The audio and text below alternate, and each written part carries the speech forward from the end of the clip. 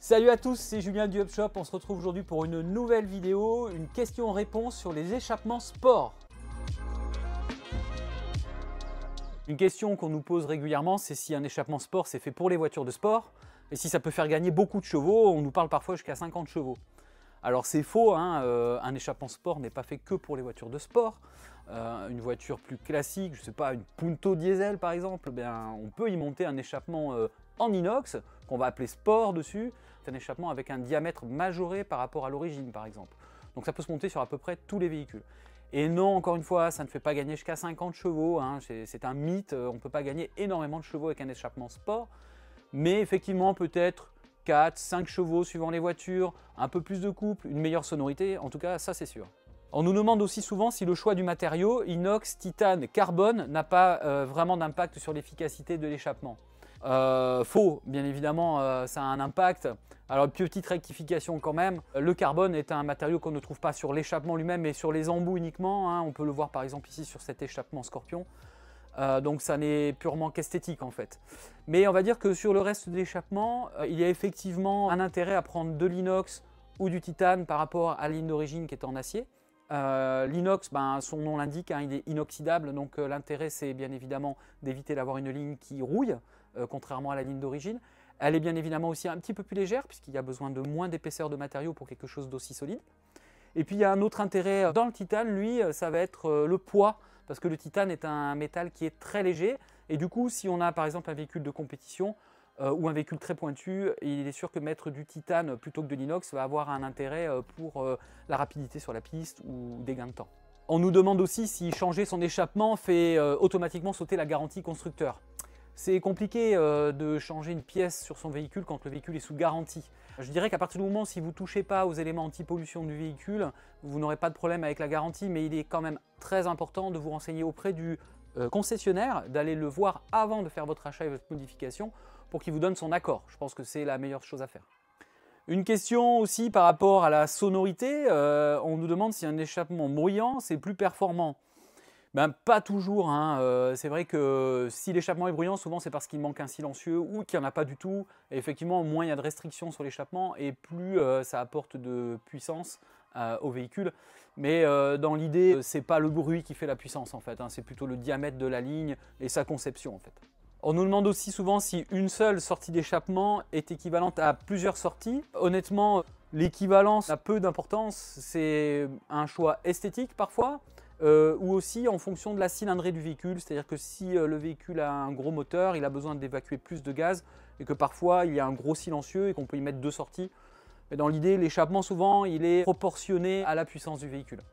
On nous demande aussi si un échappement a besoin d'entretien. Honnêtement, si vous prenez un échappement sport, en tout cas, il n'y a pas nécessairement besoin d'entretien. Ce que vous pouvez faire, c'est peut-être faire un petit lustrage des embouts, alors pas sur du carbone bien évidemment, mais si vous avez des embouts en inox poli, bien pour leur donner un peu de brillance et enlever les dépôts de calamine qui se trouvent autour, vous pouvez utiliser par exemple, ici on a un petit kit lustrant de la marque Scorpion qui est vendu avec une petite microfibre et en fait à l'intérieur il y a une sorte de petite pâte qui vous permet de venir lustrer l'embout d'échappement. Ce n'est fait que pour les embouts d'échappement et que pour les embouts en inox. Un petit coup de Karcher peut-être, allez, au moment où vous lavez la voiture.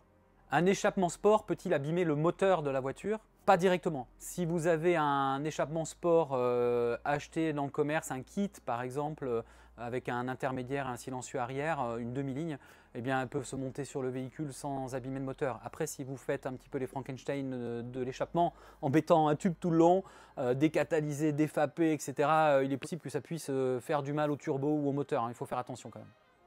On nous demande si un échappement sport consomme plus de carburant. Honnêtement, pas nécessairement.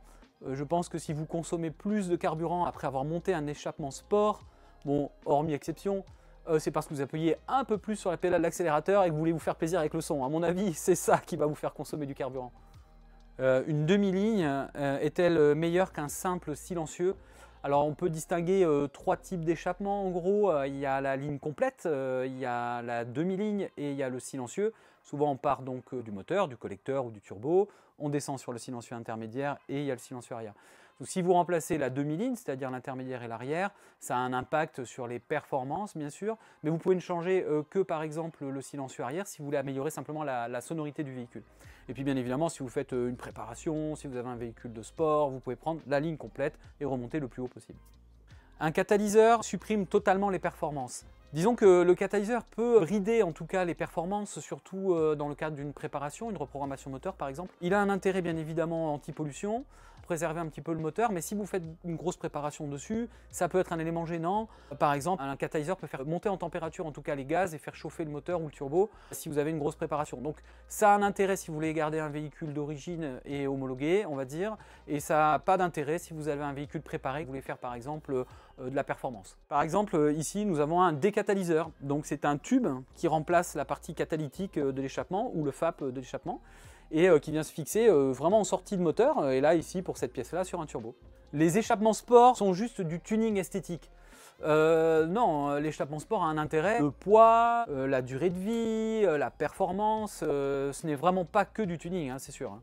Tous les échappements inox sonnent pareil. Non, hein, ils sonnent absolument pas pareil. D'abord, ça va dépendre bien évidemment de la cylindrée du véhicule, ça va dépendre de la marque de l'échappement, ça va dépendre si vous prenez une ligne complète, une demi-ligne ou un silencieux arrière. Et puis il faut savoir aussi que les diamètres vont jouer, puisque certains fabricants vont faire des diamètres plus gros, d'autres un peu plus petits. Des fois il y a 2 tubes, des fois il y en a qu'un. Enfin, il y a une multitude de choses qui font que les échappements sonnent tous différents.